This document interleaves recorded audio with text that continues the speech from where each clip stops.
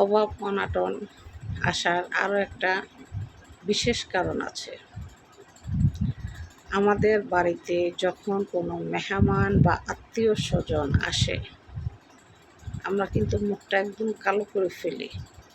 কেন?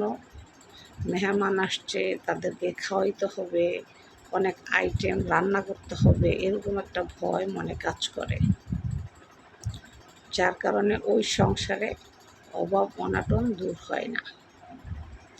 কোনো মেহমান আপনার বাড়িতে যদি আসে, এটা সে ইচ্ছা করে আসে নাই, এটা আল্লাহ তাআলা খুশি হয়ে আপনার বাড়িতে মেহমান পাঠাইছে। তাই আপনি মেহমানের সম্মান করবেন যতটুকু পারেন।